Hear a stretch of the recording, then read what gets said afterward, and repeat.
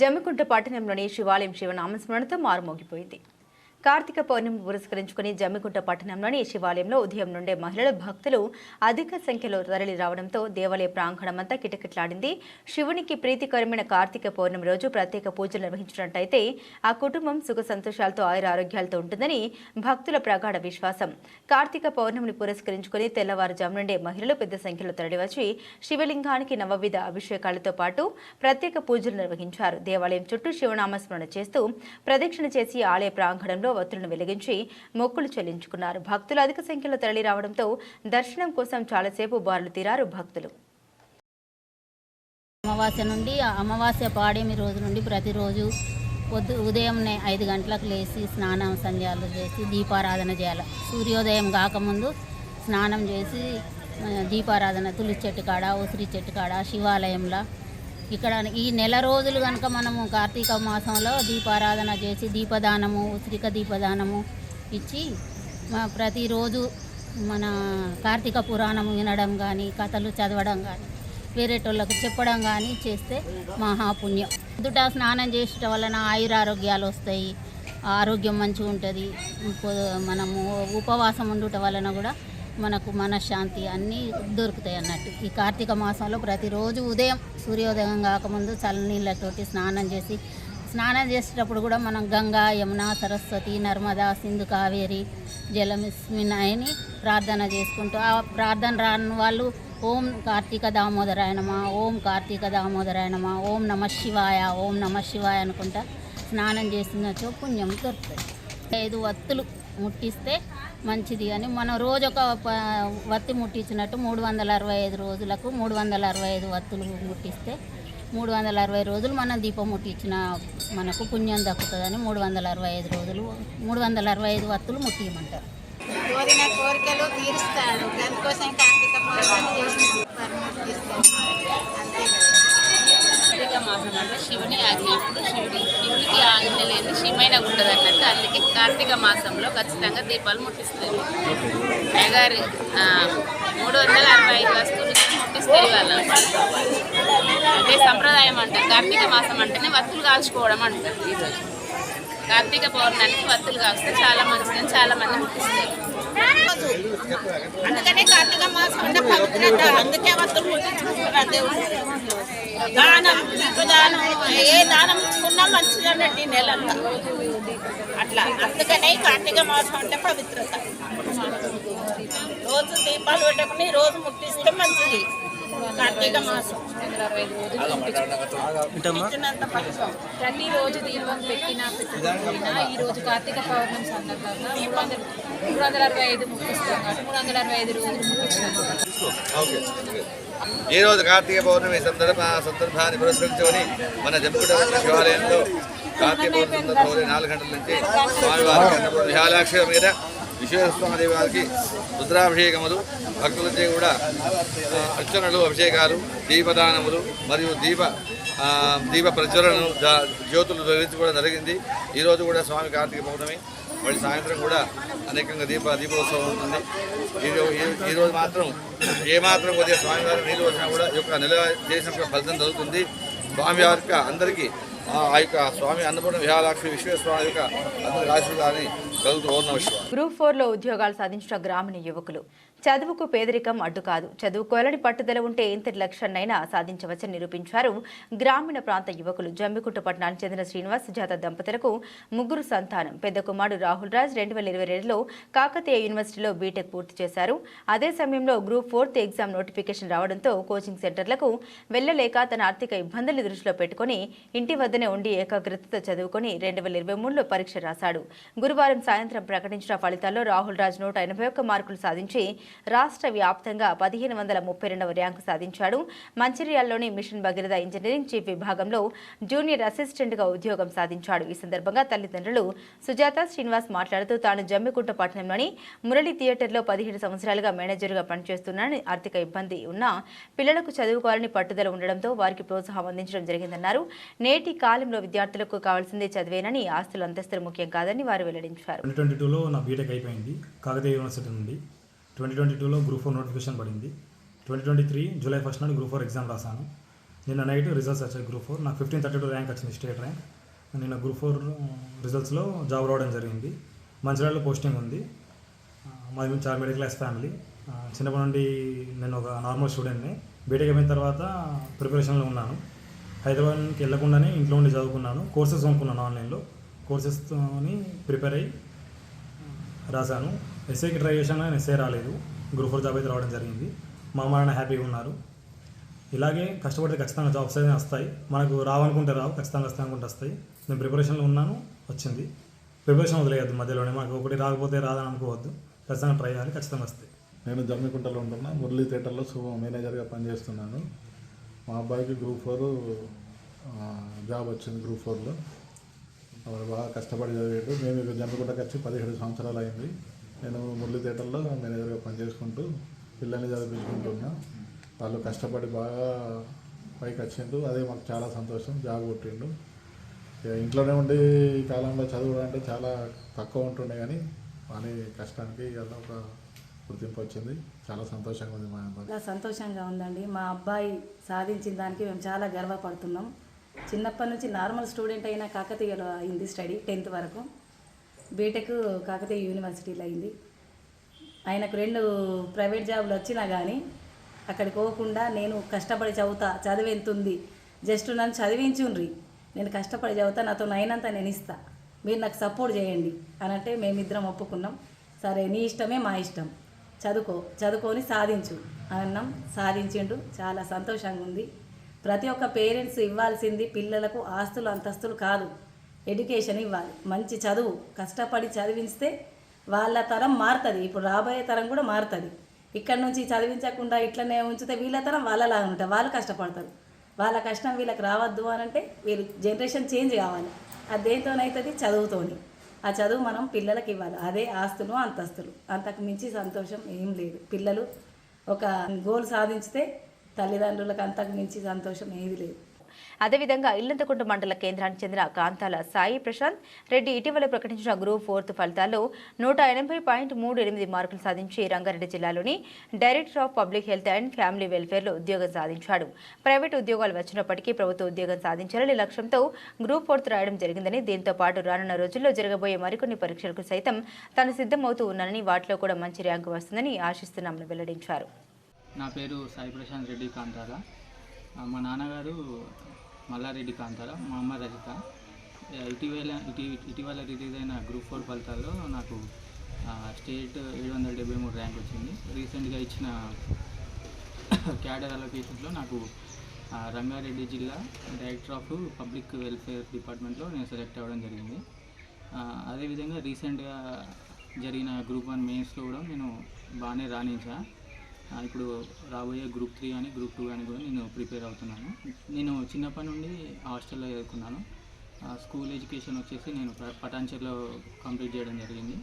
తర్వాత ఇంటర్ హైదరాబాద్లో, బీటెక్ నాగ్పూర్లో చేశాను, ఎన్ఐటి నాగ్పూర్లో చేశాను. ఫస్ట్ సాఫ్ట్వేర్కి వెళ్దాం అనుకున్నాను, కానీ నాకు అందులో అంత స్కిల్స్ లేకపోవడం వల్ల ఇటు సైడ్ నాకు పబ్లిక్ అటాచ్మెంట్ కానీ, తర్వాత నాకు ఇటు సోషల్ స్టడీస్ కానీ ఇవి నాకు చాలా ఎక్కువ ఇంట్రెస్ట్ ఉంది. సో నేను అప్పుడు స్టార్ట్ చేసిన ప్రిపరేషన్ ఇప్పటి వరకు కంటిన్యూ చేస్తున్నాను.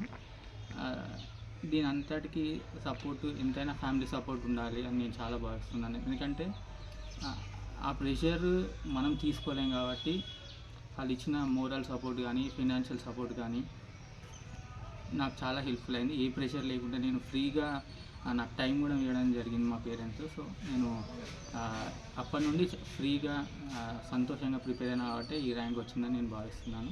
ఇంకా ముందు చాలా విజయాలు చూడాలని నేను అనుకుంటున్నాను. గ్రూప్ 3 కానీ ఇప్పుడు 2 days తర్వాత గ్రూప్ 3 దానికి ప్రిపేర్ అవుతాను. తర్వాత డిసెంబర్లో గ్రూప్ 2 వాటికి కూడా నేను బాగానే ప్రిపేర్ అవుతున్నాను. అది కూడా మంచిగా రాణిస్తానని భావిస్తున్నాను.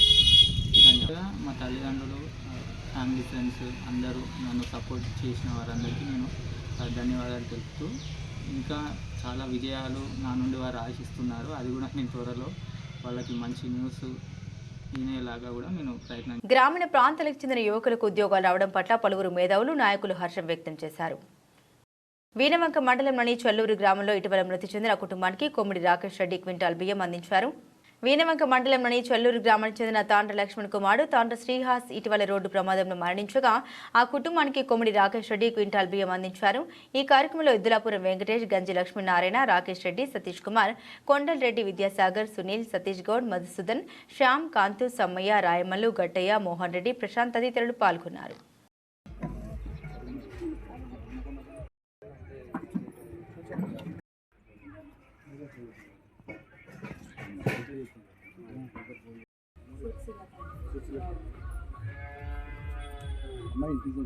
సోషల్ వెల్ఫేర్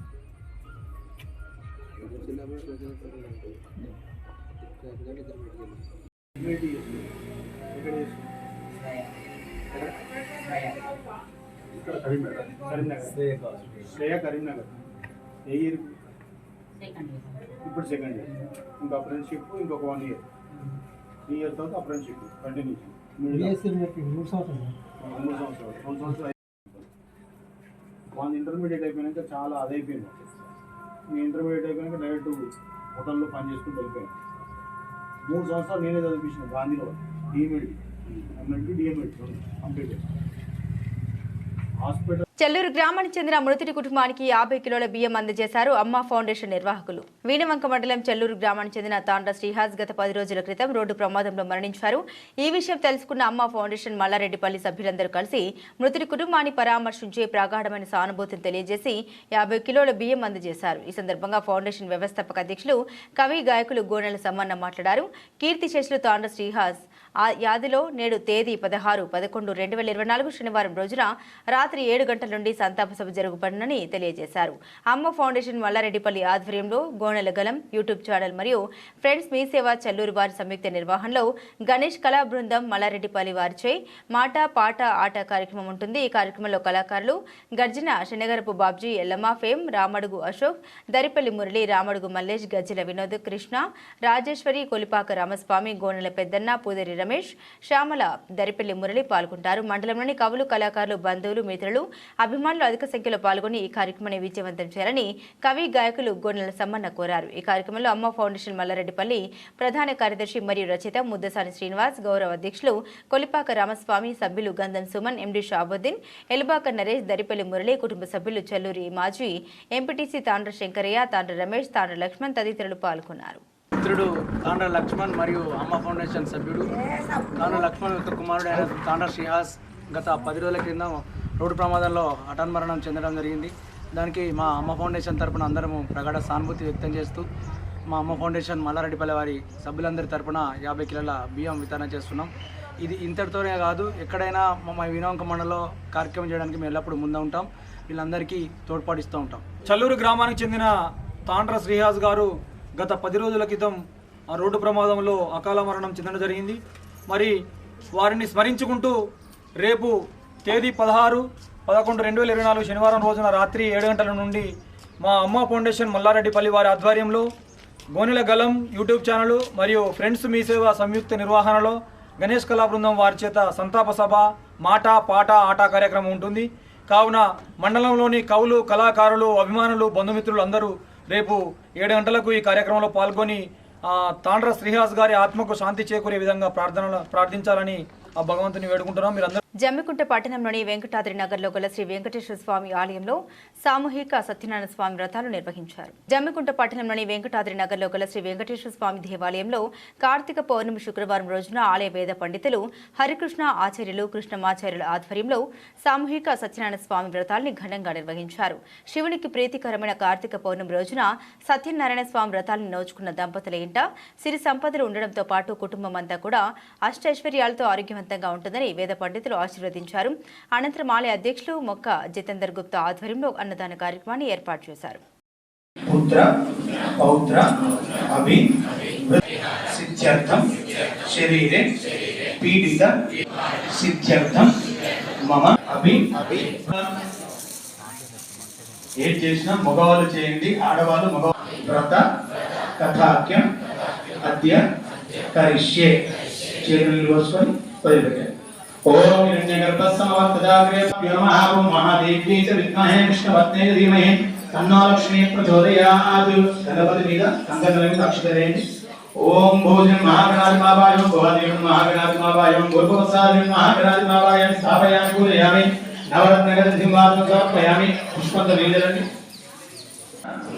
विद्या योग्यता फल सिद्ध्यर्थं विद्या अनन्तरं జమ్మికుంట మండలంలోని వివిధ గ్రామ పంచాయతీల్లో తెలంగాణ రాష్ట్ర ప్రభుత్వం ప్రతిష్టాత్మకంగా అమలు చేస్తున్నటువంటి సమగ్ర కుటుంబ కులగణన సర్వేను అధికారులు నిర్వహిస్తున్నారు. జమ్మికుంట మండలంలోని వివిధ గ్రామాల్లో అధికారులు సమగ్ర కుటుంబ కులగణన సర్వేను నిర్వహిస్తున్నారు. ఈ సందర్భంగా మండల అభివృద్ధి అధికారి భీమేష్ కోరపల్లి సైదాబాద్ గ్రామంలో జరుగుతున్నటువంటి సర్వేను పరిశీలించారు. ఎన్యూమరేటర్లు చేస్తున్న సర్వే ఫారంను పరిశీలించారు. అనంతరం ఎంపీడీఓ మాట్లాడారు. జమ్మికుంట మండలంలోని వివిధ గ్రామ పంచాయతీ పరిధిలో ఉన్న కుటుంబాల సర్వే ప్రస్తుతం 50% వరకు పూర్తి అయిందని వాటిని ఎప్పటికప్పుడు అందజేయడంతో పాటుగా నివేదిక ప్రభుత్వం సూచించిన విధంగానే పొందుపరచడం జరుగుతుందని పేర్కొన్నారు. మరో 5 రోజుల్లో మండల వ్యాప్తంగా 100% సర్వే పూర్తి అవుతుందని పేర్కొన్నారు. మాలలోని ప్రజలు సైతం సర్వే పట్ల సానుకూలంగా స్పందిస్తూ వివరాలను అందిస్తున్నారని వివరించారు. జమ్మికుంట మండలంలోని అన్ని గ్రామాలలో సుమారు 50% సర్వే పూర్తి చేయబడినది. పరిశీలనలో భాగంగా ఈరోజు కోరపల్లి సైదాపూర్ గ్రామాల్లో పరిశీలించడం అయినది. ఎక్కడైనా ఎన్యూమరేటర్లకి సందేహాలు ఉన్నా లేదంటే ఇప్పటివరకు చేసిన సర్వే ఫామ్స్ను కూడా తనిఖీ చేయడం జరిగినది. ఈ తనిఖీలలో కూడా వాళ్ళు ఏమైనా ప్రజల నుంచి ఏ విధంగా సమాచారాన్ని సేకరించాలనేది మళ్ళొకసారి వాళ్ళకి వివరించడం జరుగుతుంది.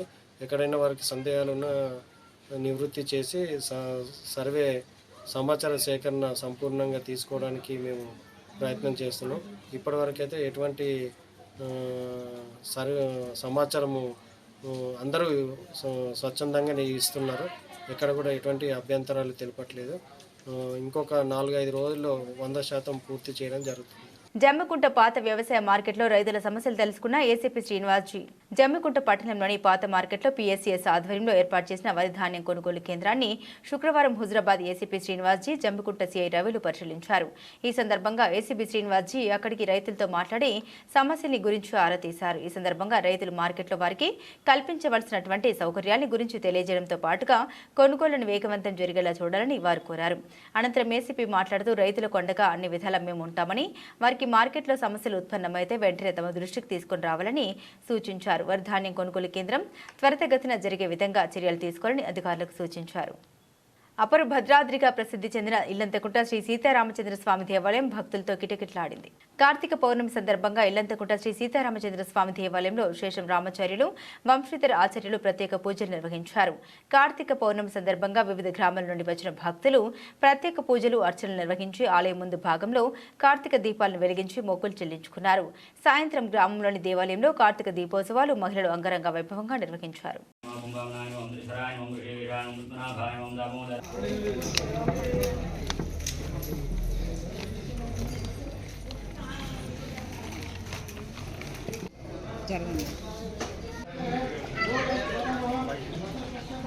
పదస్తమయక్మయ పరిభుజా నక శివోన సుమనా భవ విద్యందను మీదుషే అతో యసత్వరోహిత ఉదయనంగోపాయకం చేత్ పురుషం జగత్ శివేన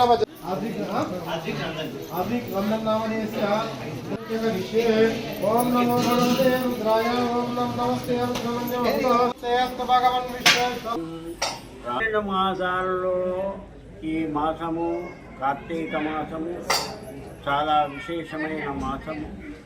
మళ్ళీ కార్తీక మాసములో ఇన్ని రోజుల కన్నా 30 రోజులు రోజు స్వామివారికి దీపము ధూపము నైవేద్యం అర్చన ఈ విధంగా ఈ మాసములో కనీసము చేస్తారు ఎటువంటి వారైనా.